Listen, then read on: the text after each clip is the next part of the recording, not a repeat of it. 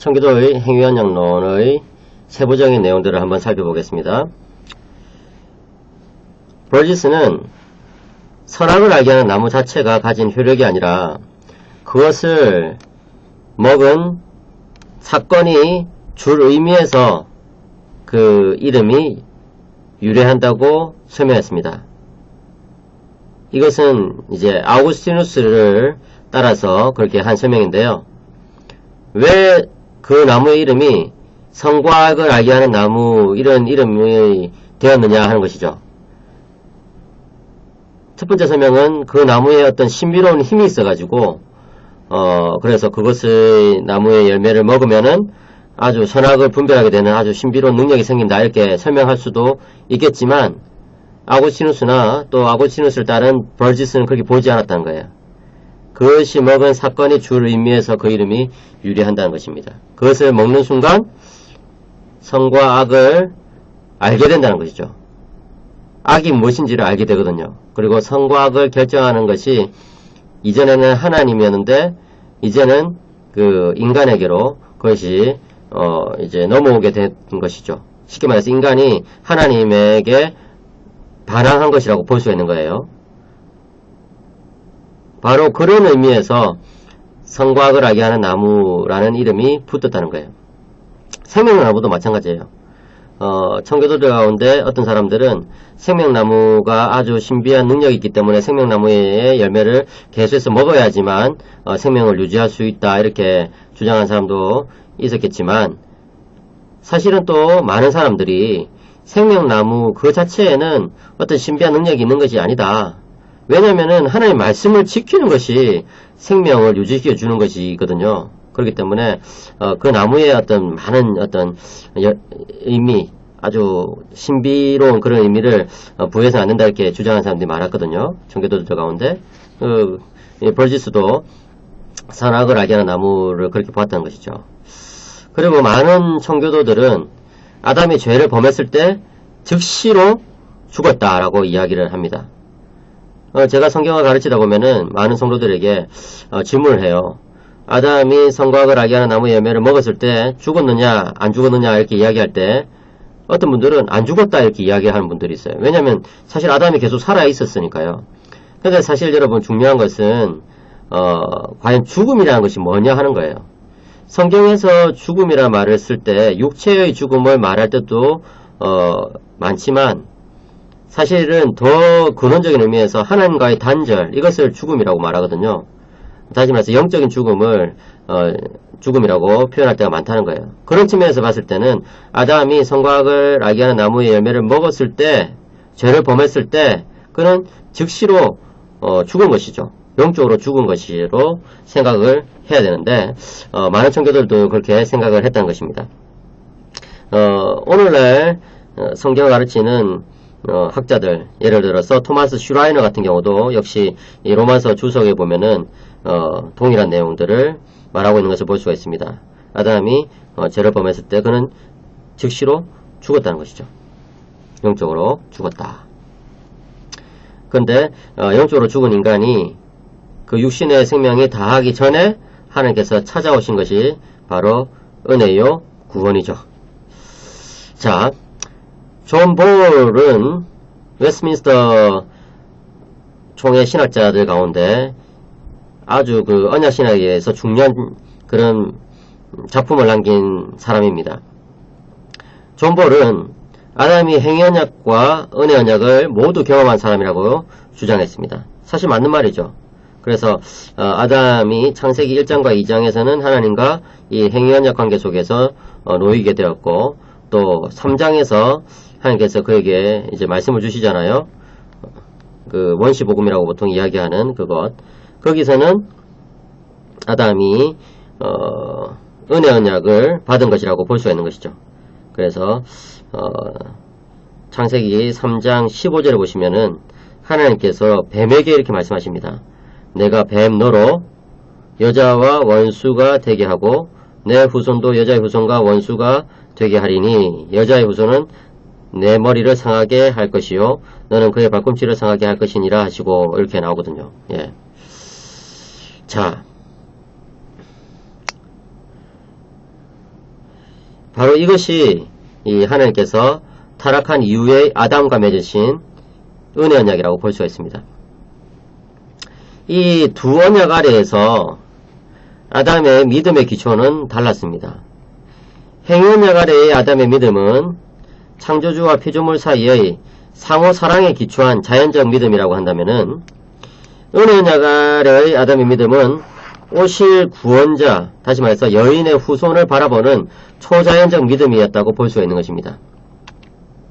이런 점에서 구디는 타락 전에 아담이 성령을 소유했었지만 타락과 더불어서 성령을 상실해버렸다.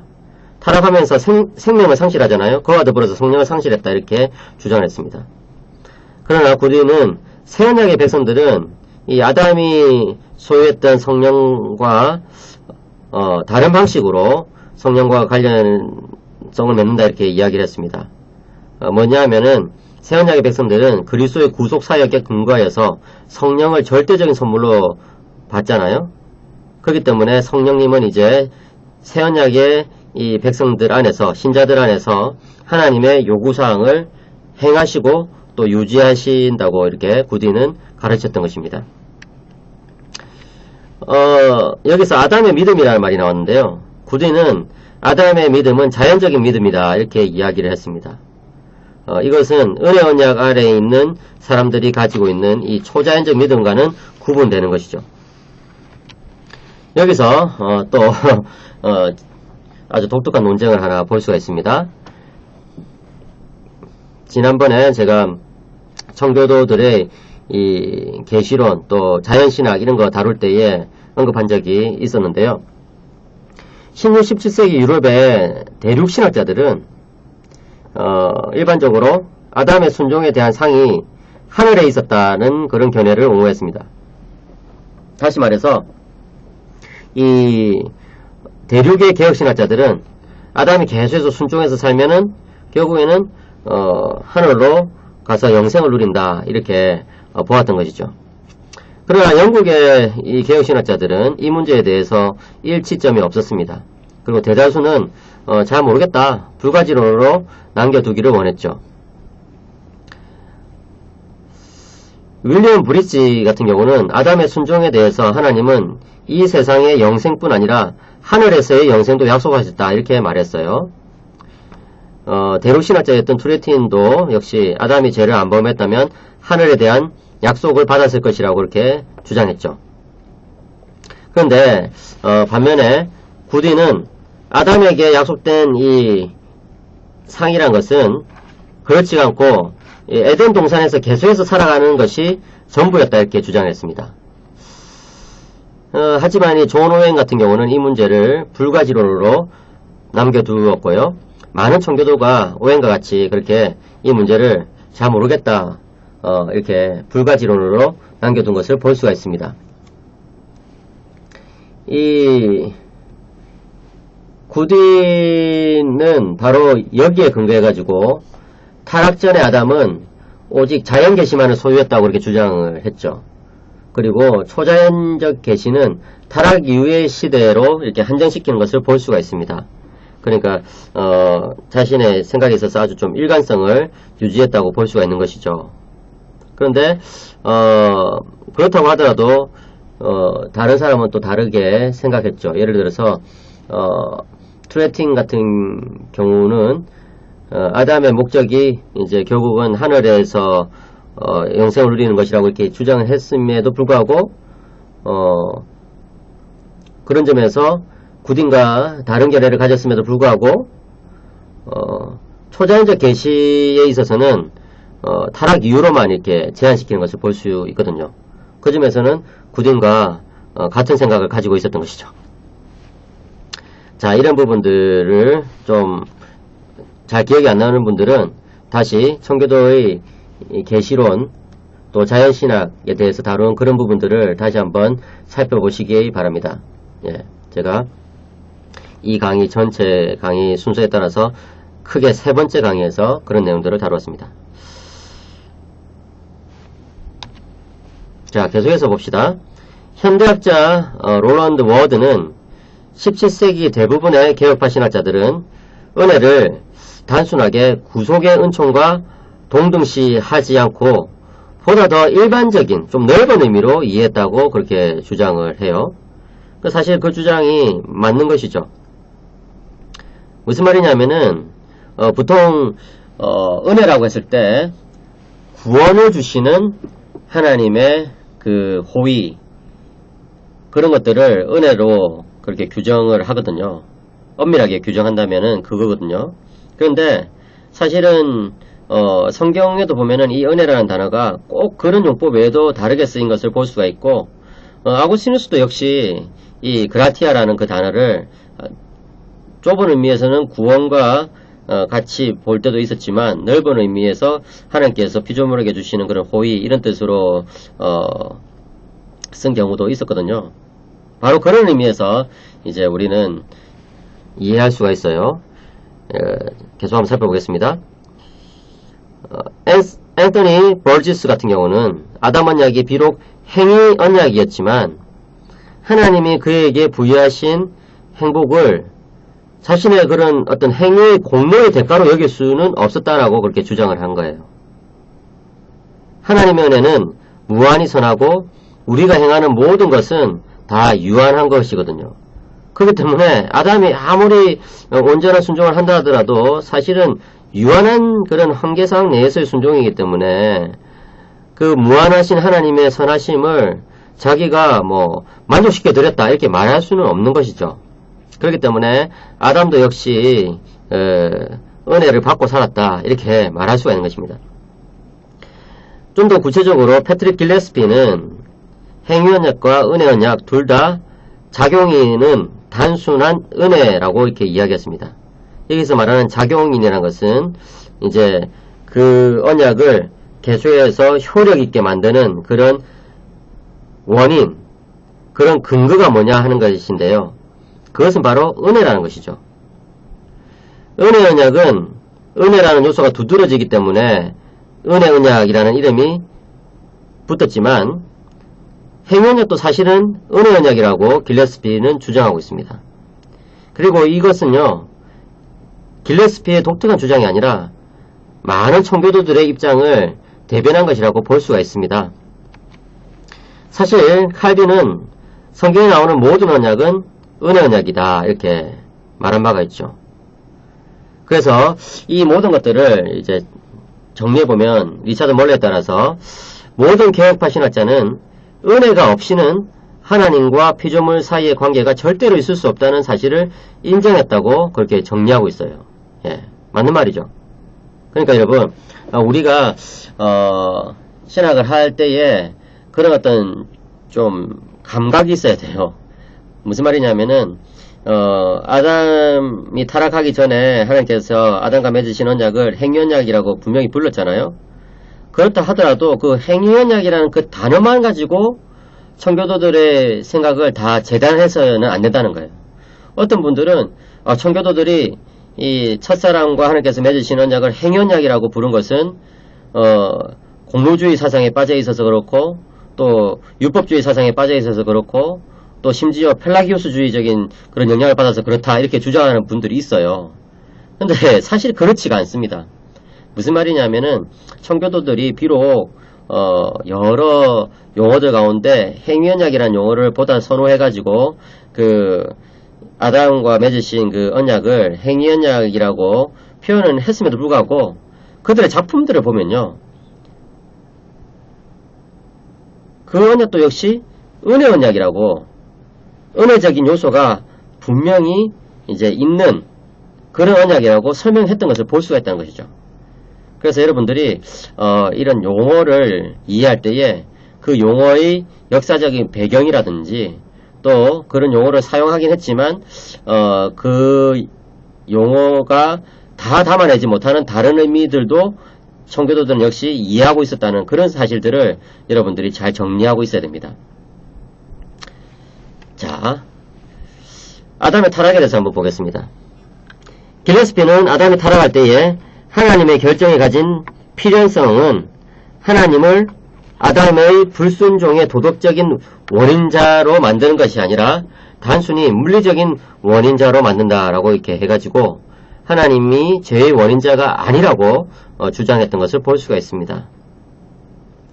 그러니까 이제 여러분이 타락에 대해서 생각하면 계속 질문이 나오잖아요. 예를 들어서 이런 것이죠. 하나님은 왜 아담이 타락하도록 내버려 두셨느냐? 또 하나님께서 모든 것을 다 작정하셨다고 한다면은 하나님께서 아담의 타락도 작정하신 것인데, 그렇다면 하나님께서 죄의 원인자가 되는 것이 아니냐, 뭐 죄의 조성자가 되는 것이 아니냐, 뭐 이런 질문들을 하거든요. 근데 그렇지가 않다는 것이죠. 물론 하나님의 이 작정 또는 결정은 필연성을 가지고 있었어요. 그렇지만 그것은 어떤 도덕적인 원인이 되지는 않았다는 거예요. 왜냐하면 하나님은 선하시기 때문에 선한 의도를 가지고 그것을 작정하신 거거든요. 단지 이제 물리적인 어떤 원인을 제공하는 것이다, 이렇게 보는 거예요. 그러니까 여러분 투레틴 같은 경우는 그의 논증신학 강요라는 책 있죠. 또는 변증신학 강요, 인스티튜티오 테올로기아이 엘렌크티카이라고 이 변증신학 강요라는 이 작품에서 필연성의 종류들을 구분하는 것을 볼 수가 있어요. 투레틴에 따르면은 6가지 필연성의 종류가 나오는데요. 첫째는 물리적인 필연성이고, 둘째는 강요적 필연성이고, 셋째는 하나님께 의존하는 필연성이고, 넷째는 합리적 필연성이고, 다섯째는 도덕적 필연성이고, 여섯째는 사건적 필연성, 이런 것들이 있는 것이죠. 그렇기 때문에 도덕적인 필연성이 지금 작용한 것이 아니라 물리적인 필연성이 지금 작용하고 있다, 이렇게 볼 수 있는 것입니다. 그래서 말하는 물리적인 필연성이라는 것은 하나님께서 그 사건 전체를 이제 물리적인 어떤 측면에서 봤을 때 관장하고 계셨다, 이렇게 볼 수 있는 것이죠. 그렇기 때문에 투레틴은 여러 어떤 필연성의 종류들을 구분함으로써 신정론의 문제를 다루었거든요. 여기서 말하는 신정론의 문제는 하나님께서 과연 죄의 조성자이신가, 원인자이신가, 책임자이신가 하는 그런 질문을 말하는 건데요. 그렇게 함으로써 이제 하나님이 죄의 조성자가 아니라고 주장을 했던 것인데, 길레스피도 비슷하게 그렇게 그런 어떤 필연성의 종류를 나눔으로써 또는 이제 원인의 종류를 나눔으로써 하나님께서 아담의 타락의 책임자가 아니라는 것을 밝혀준 것을 볼 수가 있습니다. 이 웨스트민스터 신앙고백서를 보시면요, 이 5장의 섭리에 관하여 라는 부분이 나옵니다. 여기서 섭리에 관하여 라는 부분에서 웨스트민스터 총회 신학자들은 하나님의 뜻과 인간의 자유의지가 함께 작용할 수 있다는 것을 이렇게 가르치고 있습니다. 제 5장 2절에 보시면 제1원인자이신 하나님의 예지와 작정의 관점에서 보자면 만사가 불변하고 무오하게 일어나지만, 동일한 섭리로 하나님께서는 만사가 제2원인자들의 본성을 따라 필연적으로나 자유롭게나 우연적으로 일어나도록 조정하셨다, 이렇게 이야기를 하고 있습니다. 그러니까 여기서 보시면은 일단 제1원인자와 제2원인자의 구분이 나오는 것이죠. 그래서 아담의 이 타락에 있어서 하나님께서 비록 이제 원인자가 되시지만, 그 아담의 직접적인 아담의 죄에 대한 직접적인 원인자는 바로 제2원인자인 아담이라는 것이죠. 예.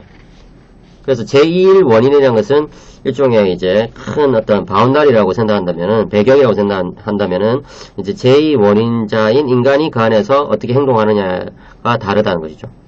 그래서 그런 것을 이제 웨스트민스터 총회 신학자들은 필연적 사건, 또 자유로운 사건, 그 다음에 우연적인 사건, 이런 식으로 세 등급을 나눈 거예요. 어떤 세 차원. 그래서 이것을 작정의 여러 등급들, 이렇게 이야기해 가지고 degree in decree 이렇게 말할 수가 있거든요. 무슨 말이냐면 여기서 필연적 사건이란 것은 반드시 일어날 수밖에 없는 사건을 말하는 거예요. 그 다음에 이 자유로운 사건과 우연적인 사건이 조금 구분되는데요. 우연적 사건이란 것은 적어도 신학이나 철학에서는 그렇지 않을 수 있는 사건을 말하는 거예요. 우연히 내가 너를 만났다, 이렇게 우리가 말을 할 때 철학적으로 그걸 이해하면 내가 너를 안 만날 수도 있었는데 길에서 우연히 만나게 됐다, 이렇게 말할 수 있는 거거든요. 산에 갔더니 우연히 토끼를 만났다. 뭐 이렇게 표현을 할 때에 바로 뭐 우리는 그런 것을 생각을 할 수가 있는 거예요. 그러면 이제 자유로운 사건도 마찬가지로 일어날 수도 있고 일어나지 않을 수도 있는 거거든요. 그런데 이 자유로운 사건과 우연적인 사건의 차이는 뭐냐면은 자유로운 사건은 이성적인 존재의 어떤 의지가 개입되는 거예요. 그래서 자유의지가 개입돼가지고 일어날 수도 있고 일어나지 않을 수도 있는 그런 사건을 말하는 것이고, 우연적인 사건은 전반적으로 이제 어떤 상황적인 사례들을 말한다고 볼 수 있어요. 아까 제가 말씀드린 것처럼 뭐 산에 가서 토끼를 만났다. 뭐 길을 가는데 뭐 돌부리에 우연히 이제 채였다. 뭐 이런 것들을 말하는 것이죠. 역사적인 사건들도 뭐 우연적인 사건이다 이렇게 표현을 할 수가 있어요. 예. 누가 이제 발명한 에디슨이 뭐 이렇게 뭘 하다가 우연히 어떤 건 현상을 발견하게 됐다 이런 식으로. 예.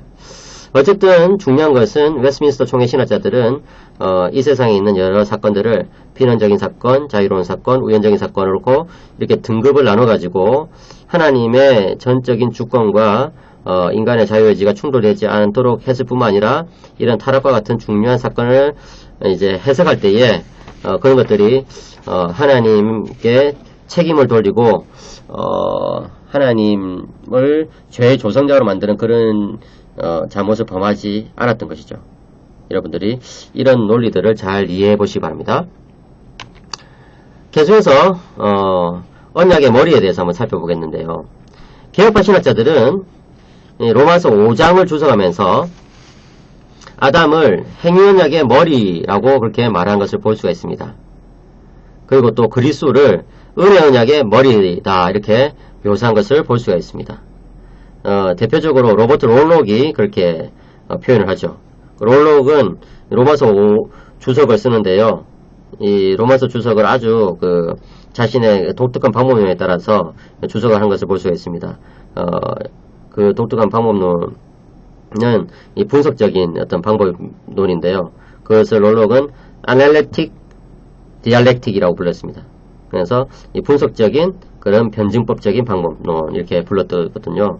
그래서 1593년에 나온 이 주석에서 롤록은 아담과 그리스도가 언약의 대표자로 활동한 것을 비교 대조하면서 그렇게 묘사하고 있는 것을 볼 수가 있습니다. 사실 이 행위언약 교리는 로마서 5장의 두 아담과의 평행 관계를 인정하면서 오된 것을 볼 수가 있습니다. 무슨 말이냐?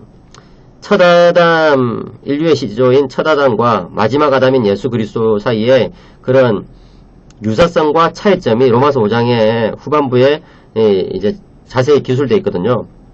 그 부분을 추석하면서 행위언약 교리가 발전하게 됐다는 것이죠. 그러니까 여러분 개혁파 신학에서 하나의 교리가 발전할 때는요, 단지 딱 하나의 본문만을 가지고 교리가 나오는 경우는 없습니다. 여러 본문들을 종합해가지고 전체적으로 엮어가지고 교리를 만들어내거든요. 그 중에서 로마서 5장이 아주 중요한 본문이 되는 것을 알 수가 있습니다. 그 외에도 우리는 행위언약의 증거구절로 호세아 6장 7절을 생각할 수가 있죠. 거기에 보시면 그들은 아담처럼 언약을 어기고 거기에서 나를 반역하였느니라 이런 말이 나오는데요. 죄송합니다. 이 구절에서 아담처럼 언약을 어기고 이렇게 했을 때 이 아담이 누구냐? 이 아담을 그냥 보편적인 인간으로 해석하는 그런 해석이 있어요. 그래서 그들은 인간들처럼 언약을 어기고, 좀 이상하죠. 그 다음에 이제 이것을 지명으로 해석하는 경우가 있어요. 그들은 아담처럼 언약을 어기고 아담에서 나를 반역하였느니라. 아담이라는 그런 도시가 있었다는 것이죠. 근데 문맥을 잘 보면은 그들은 태초의 인간인 아담처럼 언약을 어기고 또 이제 거기에서 그들이 사는 거기에서 나를 반역하였다. 이렇게 해석하는 것이 제일 적절한 것을 알 수가 있어요.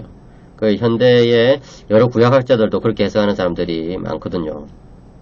그래서 태초에 지음받은 인간 아담처럼 언약을 어기고 라고 했으니까 하나님과 아담은 언약 관계를 맺으셨구나 하는 것을 우리는 추론할 수가 있는 것이죠. 그러면 이 웨스트민스터 신앙고백서 6장 2절을 제가 잠시 읽겠습니다. 그들은, 다시 말해서 아담과 하와는 온 인류의 뿌리이기 때문에 이 죄의 허물은 전과되었고, 죄로 인한 동일한 사망과 부패한 본성은 보통 생육법으로 그들에게 태어난 모든 후손들에게 전수되었다. 이게 바로 이제 원죄교리거든요. 이 원죄교리는 뭐냐면은 아담의 그 죄와 그 죄책이, 그 아담의 타락한 본성이, 그리고 그 이제 결과로 생겨난 그 사망의 포로가 되어버린 그 상황이 모든 후손들에게 계속해서 전수되는 것을 말합니다. 다시 말해서 이제 이 아담이 지은 죄는 보통생육법으로 계속해서 전수된다는 것이죠. 그래서 보통생육법이란 것은 그냥 일반적인 이 남자와 여자의 관계 속에서 태어나는 그런 이제 자식 출산의 그런 방식으로, 이런 뜻이에요. 그러니까 여러분, 여기서 우리가 알 수 있는 것은 뭡니까? 아담이 지은 죄라는 것은 아주 심각한 죄구나 하는 것을 알 수 있죠. 왜 그러냐 했을 때 아담은 언약의 머리였기 때문에 그렇습니다. 언약의 대표자였기 때문에. 그러면 아담이 그것을 알았습니까? 알았죠, 당연히. 알았기 때문에 아담에게 하나님께서 이제 너의 죄로 인해서 너가 벌을 받고 너의 후손들도 계속해서 벌을 받을 것이라고 이렇게 말했을 때 아담이 아무 말을 못한 거예요. 그럼 어떻게 아담이 알았을까요? 창세기 1장에서 생육과 번성하라고 하나님께서 말씀을 주셨죠. 근데 창세기 2장에서는 뭐라고 말씀하십니까? 선과 악을 알게 하는 나무의 열매를 먹으면 너는 죽는다, 이렇게 이야기하시거든요. 그러니까 내가 순종하면은 계속해서 후손들이 태어나겠지만 내가 불순종하면은 그게 끊기겠구나, 죽겠구나, 나의 죄로 인해서 큰 심각한 문제가 생기겠구나 하는 것을 깨닫게 된 거예요. 그러니까 아담은 자기가 지금 하나님과 언약관계 속에서 아주 중요한 그런 자리를 차지하고 있다는 것을 알았던 것이죠. 그렇기 때문에 이제 그 형벌에 대해서도 아담은 당연히 이제 그것을 다게 여기고 있었던 것입니다. 자, 그런데 이제 그리스도는 그럼 어떤 분이시냐? 마찬가지 원리가 적용되는 거예요. 그리스도 안에서 모든 택자들은 이제 그리스도를 언약의 머리로 해가지고 그리스도의 행하신 그런 모든 일들을 이제 전가받는 것이죠. 그리스도와 연합관계 속에서 그것의 혜택을 누리는 것이죠. 예. 그래서 일각에서는 이 전가사상, 죄가 전가된다든지 그리스도의 의가 전가된다든지 이런 것들에 대해서 아주 불쾌하게 여기는 사람들이 있는데, 그것을 전가라는 단어로 표현하지 않는다 하더라도 어쨌든 그런 현상에 대해서는 표현할 수 있는 그런 말이 있어야 돼요. 그러니까 원죄가 계속해서 이어지는 그것에 대해서 표현할 수 있는 그런 말이 있어야 되고, 또 그리스도의 의가 우리들에게 영향을 미치게 되는 그 과정을 표현할 수 있는 말이 있어야 되거든요. 그 말로 전가라는 단어가 아주 적합하다는 것이죠. 예. 그 전가라는 단어는 참고로 로기즈마이, 이제 의롭다 여기게 되었다, 그 단어의 라틴어인 임푸타레라는 말에서 이제 임푸테이션이라는 말이 나왔습니다. 그래서 그런 것들을 여러분들이 이해하시면 전가라는 단어가 그렇게 문제 있는 단어는 아니구나 하는 것을 여러분들 아실 수 있습니다. 자, 이제 청교도의 행위언약론을 정리해 보겠습니다. 우리가 앞에서 보았던 것처럼 청교도의 행위언약 교리는 성경적인 근거가 분명히 있죠. 예, 그리고 더 따지고 가면은 역사적인 근거, 다시 말해서 전통적인 신학의 근거도 역시 찾을 수가 있습니다. 또한 청교도의 행위언약 교리는 신학적으로 아주 치밀하게 형성된 교리라는 것을 알 수 있습니다. 우리가 잘 생각하지 못했던 그런 여러가지 문제들도 청교도들은 아주 자세하게 다룬 것들을 알 수가 있죠. 예. 또한 이 17세기 중반경이 되면은 행위언약 교리가 개혁파 정통신학 안에서 통상적인 교리가 된 것을 우리는 알 수가 있습니다. 그래서 요즘 와서는 뭐 이 행위언약 교리에 대해서 비판하는 사람들이 뭐 여러 명이 있는데요. 적지 않죠. 그런데 적어도 17세기 중반경 경우에는 이 행위언약 교리가 아주 일반적인 교리였다는 것을 우리는 알 수가 있습니다. 그렇기 때문에 바로 이제 웨스트민스터 신앙고백 안에 이 하나의 항목으로 들어가게 된 것이죠. 그렇다면은 우리 이 행위언약 교리가 왜 중요하냐는 것을 아르미니안주의와 연결시켜 가지고 한 번 더 설명해 보겠습니다. 언약을 나눌 방식들은 여러 가지가 있을 수 있거든요. 뭐냐면은 이 크게 성경에 나오는 7언약들을 이렇게 쭉 언급할 수도 있고요. 또 더 크게는 구약과 신약 이렇게 또 나눌 수도 있죠. 그런데 왜 독특하게 청교도들은 타락전의 아담과 그 외의 모든 언약 이런 식으로 해가지고 너무나 불균형하게 그렇게 언약을 나눠버렸느냐. 타락전에 아담과 맺은 언약은 행위언약이라고 하고 그 외의 모든 언약을 이제 하나님께서 주신 은혜 언약이라고 표현했느냐. 그것은 그 당시에 유행했던 아르미니우스주의와 연관시켜서 생각해 볼 수가 있습니다. 그 당시에 아르미니우스주의자들은요, 여전히 인간이 그 행위적인 요소로 구원을 받을 수 있다고 주장한 사람들이거든요. 그렇기 때문에 그런 뿌리를 완전히 잘라버리기 위해서 이 청교도들은 그런 시대는 타락전 아담의 시대로 끝났다. 지금 우리는 그런 시대에 살지 않고 있다. 이렇게 이야기를 했던 것이죠. 그런 어떤 역사적 배경을 여러분들이 이해하시면은 행위언약이라는 이 단어를 그렇게 반감을 가지고 생각해서는 안 되겠다는 것을 깨닫게 될 것입니다. 자, 그러면 이제 다음 강의에서는 청교도의 구속언약론을 살펴보겠습니다. 구속언약이란 무엇일까요? 다음 강의를 기대해 주시기 바랍니다.